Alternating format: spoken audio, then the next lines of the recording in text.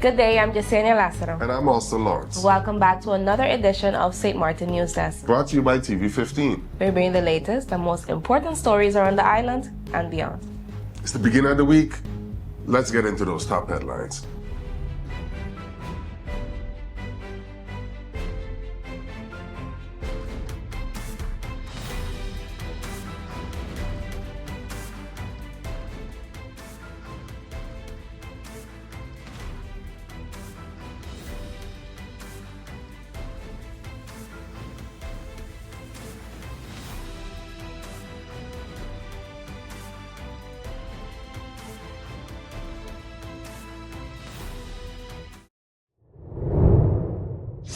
Suspects arrested after robbery and assault in Defiance area.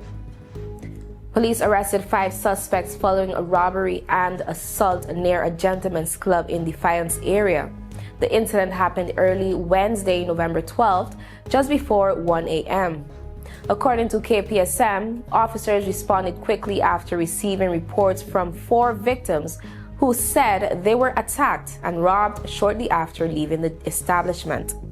Within a short time, police tracked down and detained all 5 individuals believed to be involved. The suspects have the initials DD, DLRJ, CD, SJ, and FPK, and police confirmed that 2 of them are female minors. Detectives from the Criminal Investigation Department launched a full investigation and were gathering statements, reviewing evidence, and assessing the role each suspect played in the incident. Police said more updates would follow as the case developed. In an unrelated case, neighbors reported gunshots Sunday afternoon on Tassel Road. KPSM is currently investigating and encourages the public to report any information to 542-2222 or anonymously at 9300. 3 more schools added to free national breakfast program. The Ministry of Public Health, Social Development and Labor announced that 3 more schools will begin receiving free daily breakfast starting January 2026. The expansion was made possible through a 50,000 guilder allocation approved by Parliament. The new added schools are Milton Peters College, the Sundial School, and Ruby La Vega Primary School. They join the list of institutions already supported under the National Breakfast Program. The initiative is a partnership between VSA, the Ministry of Education, Culture, Youth and Sport, and Rotary Club Sunrise, who have helped ensure that students receive a nutritious start to their day. The program's expansion followed a motion submitted by MP Shamira Roseberg and approved in June of this year. That motion called for wider access to school meals so that no child would be forced to learn on an empty stomach. It also emphasized that proper nutrition plays a central role in concentration, academic performance, and overall well-being. Minister of VSA, the Honorable Richel Breuk, welcomed the move, saying it represented an investment in both student health and the country's future. He thanked partners and Parliament for supporting a program that continues to grow in reach and impact. St. Maarten praised for hosting international postal event. St. Maarten successfully hosted a major international postal conference this week, earning strong praise from Minister of Teat, the Honorable Grisha Heiliger Martin, and postal leaders from across the region. 50 delegates attended the multi-day event, which focused on modernizing postal operations, improving logistics, and strengthening regional cooperation. Discussions highlighted the growing role of postal services in e-commerce, financial inclusion, and small business development, all key areas for St. Maarten's economic future. Minister Heiliger Martin, who played a central role in bringing the event to the island, underscored the importance of modern, technology-driven postal services as part of the country's broader digital and economic development strategy. BTP Interim Director Julian Labega Hoover thanked delegates for their collaborative spirit and said the positive feedback reflected the island's growing capacity in the postal and telecommunications sector. Delegates also visited the Emilio's estate for the closing ceremony after stopping at the scenic viewpoint overlooking the island. UPAEP Secretary General Franklin Castro expressed strong confidence in Sint Maarten's ability to host major regulatory forums and pledged continued support. Special thanks were extended to Prime Minister the Honorable Luke Mercelina and Finance Minister the Honorable Marinka Gums for their backing throughout the event.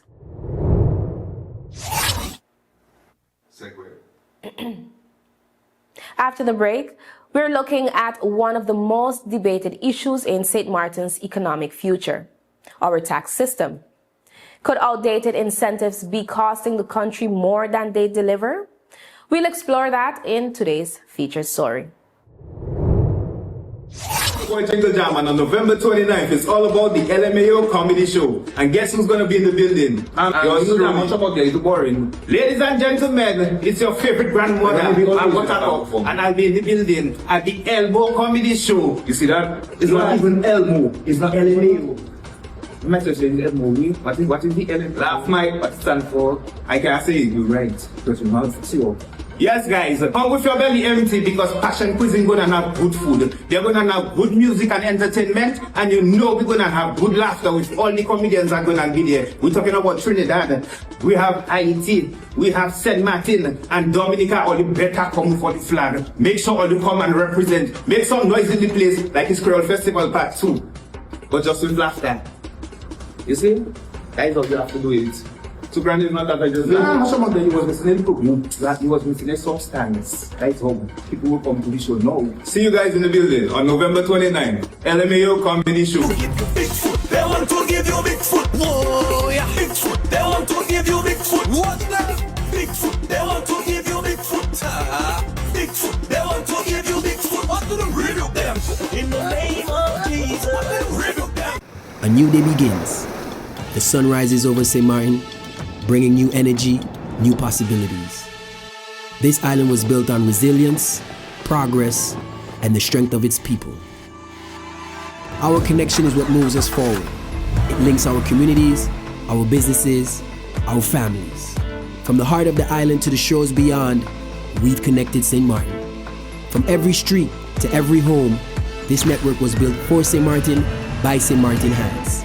Connection isn't just about signals, it's about people. This is your island and your network recharged. Proudly local, we're here for today, tomorrow, and every milestone ahead.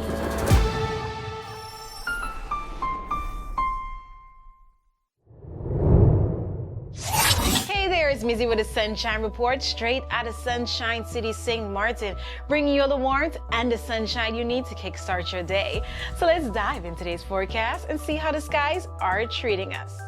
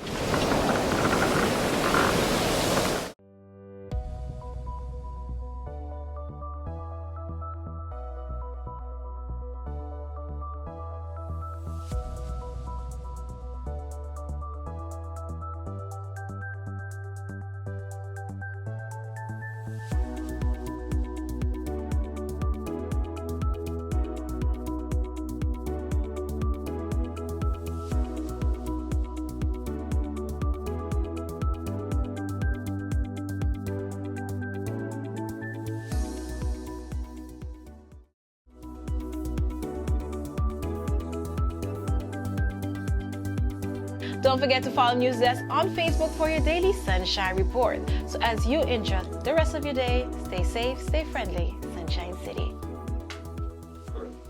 So.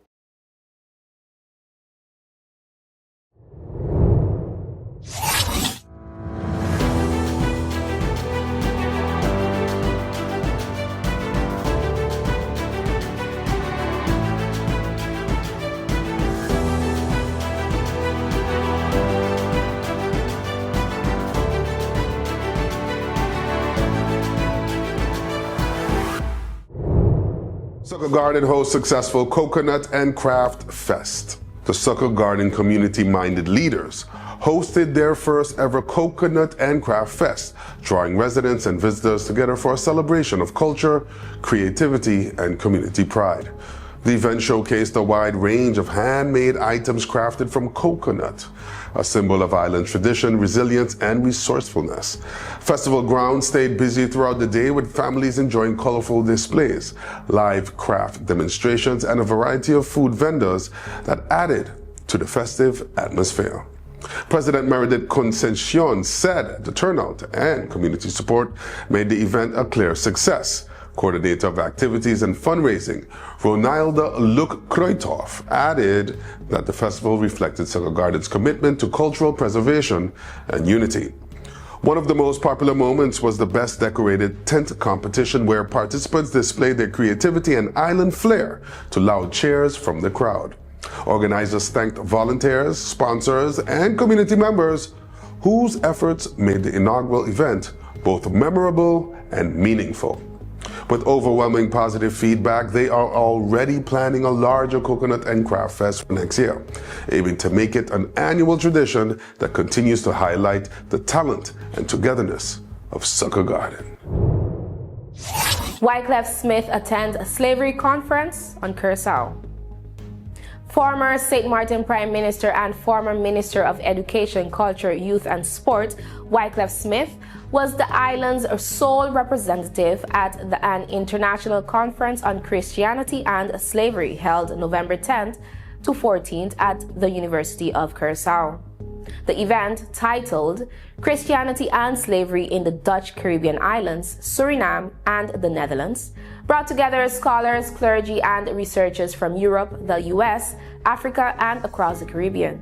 Over 4 days, participants examined how Christian denominations shaped, supported, or opposed the systems of slavery throughout the Dutch colonial world, with roughly 40 presentations delivered.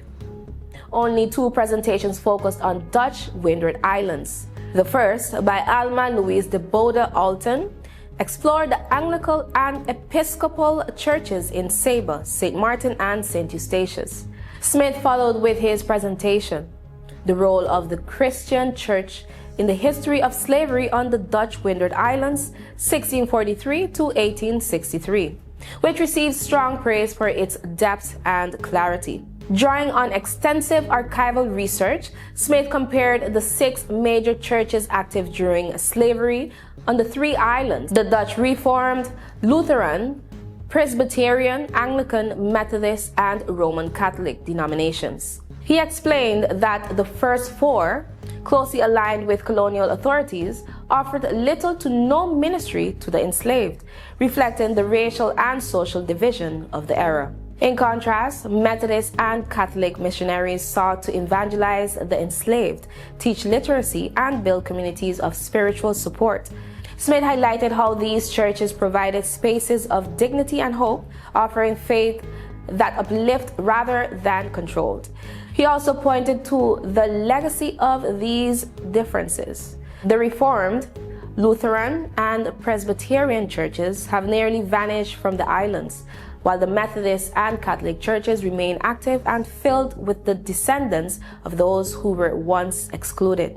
Smith's closing remark, "The gospel that was meant to control the enslaved became the gospel that set them free," resonated strongly with the attendees. The conference concluded with a tour of Curaçao's historic religious sites, including some of the island's oldest churches tied to the era of enslavement. Smith said he is finalizing his research for publication, and in his discussion with House of Nahisi publishers, aiming to contribute further to the understanding of Christianity's role in the Dutch Windward Islands. Rotary Club prepares 225 holiday food baskets. Members of the Rotary Club of St. Maarten, along with students from Learning Unlimited's Interact and Early Act clubs and the St. Maarten Academy Interact Club, came together at the Bel Air Community Center to prepare 225 food baskets for the upcoming holiday season. Volunteers formed an assembly line, packing flour, rice, cereals, canned vegetables, and other staples into Carrefour market bags. The baskets were staged for same-day delivery to families in need, ensuring support reach households before the start of the holiday period. Rotary Club President Adelina Chandler said the initiative reflected the core purpose of Rotary, doing good in the world and serving the community. She added that seeing the youth groups take an active role demonstrated that the spirit of service continues in the next generation. Chandler extended holiday wishes on behalf of the club and thanked everyone involved, highlighting the efforts of Service Project Chair James Park and past President Danny Ramchandani, who helped coordinate the project. The Rotary Club encouraged the public to learn more about its community work by contacting its press office or visiting its website. Coming up right next in our featured story, a deep dive into St. Maarten's tax holiday policies. Why MPs, former tax experts, and regional economists say reform is long overdue. Stay with us. Hi, I am Karim Tulen, co-founder of Carib Assist Pro. Our goal is to help busy professionals, elderly, housewives, local, tourists, practically anybody that needs assistance in the day-to-day chores. We have different services like groceries, do your shopping, and also run your errands. We can provide transportation services for all members of the family, whether it's you on commute or getting the kids to school. House activities and house services that include pet sitting. All of these let us take off your hands and let us make those reservations so you don't have to stress about having a good time. So you can have less stress and more free time. Through our discretion, we make an impression.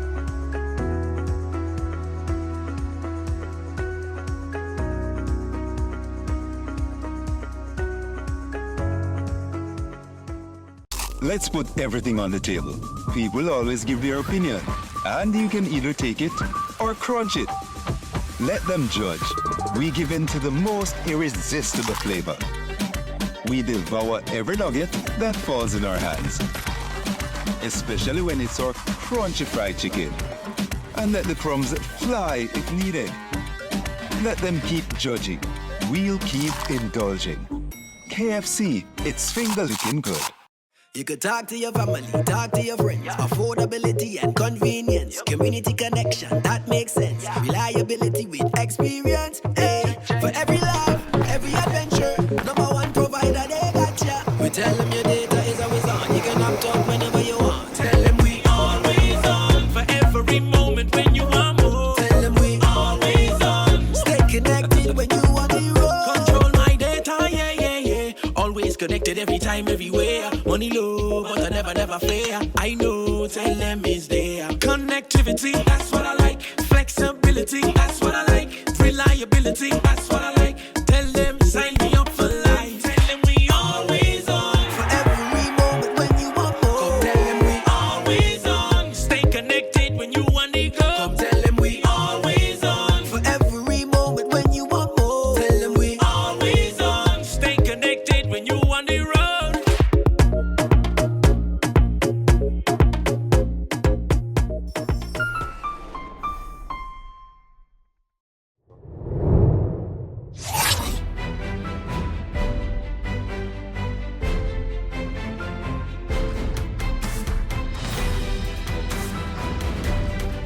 For years, St. Maarten has relied on tax holidays and fiscal incentives to attract investment, especially in hotels and large developments.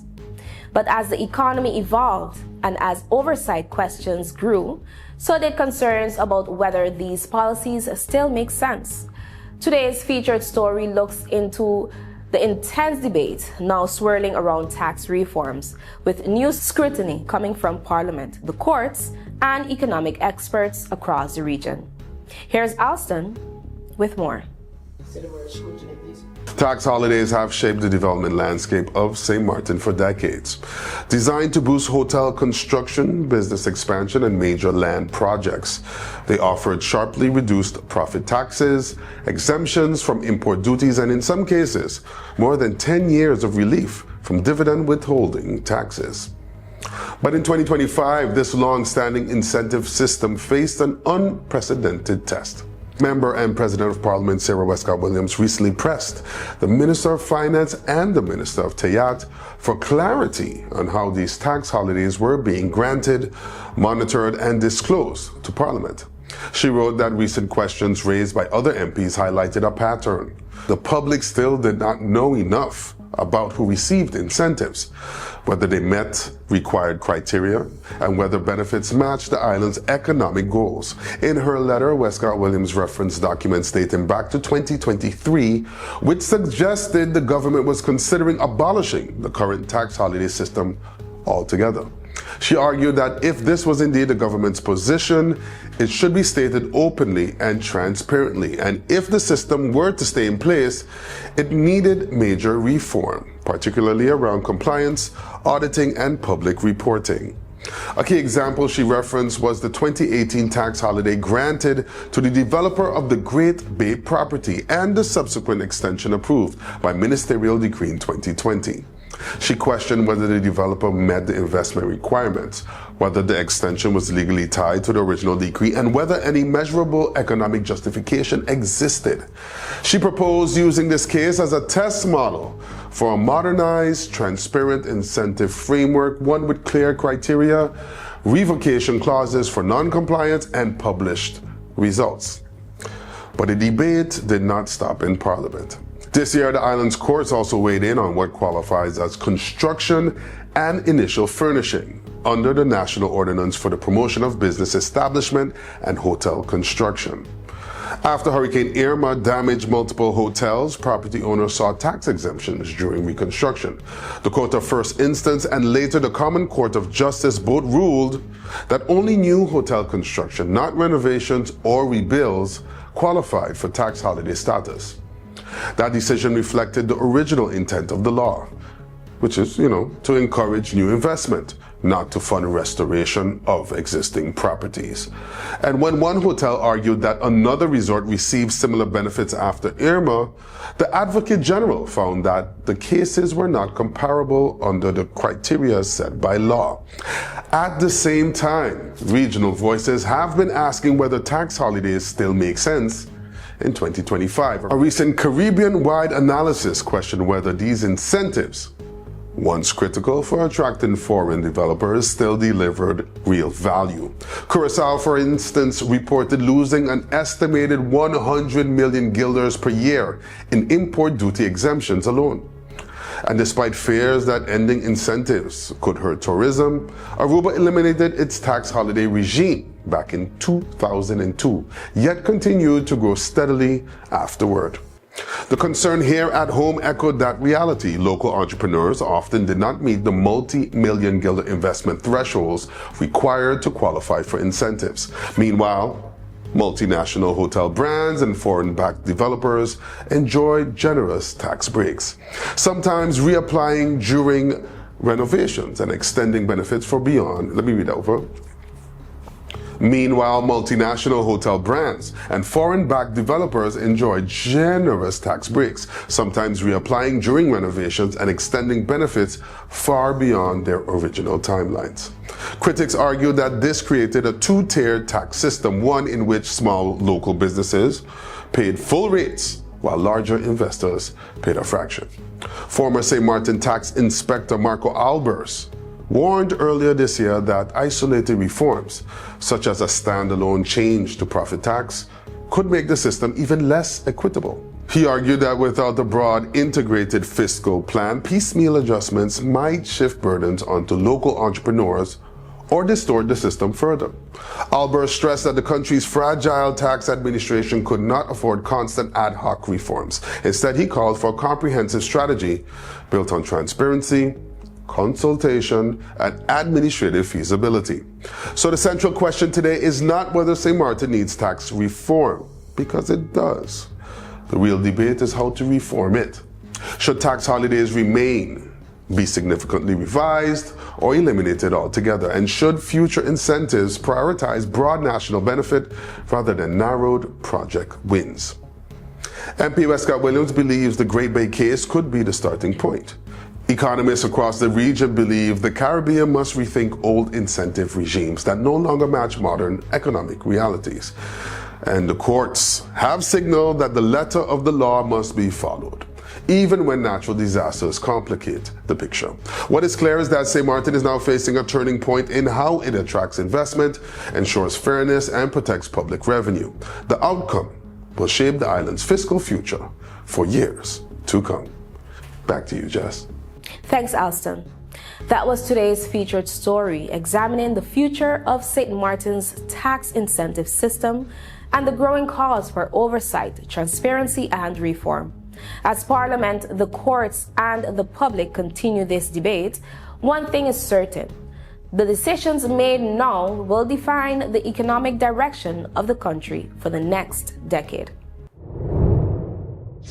That's all the time we have for today's edition of Sint Maarten News Desk. Thank you for joining us. Remember, new episodes premiere every weekday morning at 8 o'clock on TV 15 and then across our social media platforms. I'm Austin Lawrence. And I'm Jessica Nalasa, wishing you an amazing weekday. See you tomorrow. Stay friendly, Sint Maarten.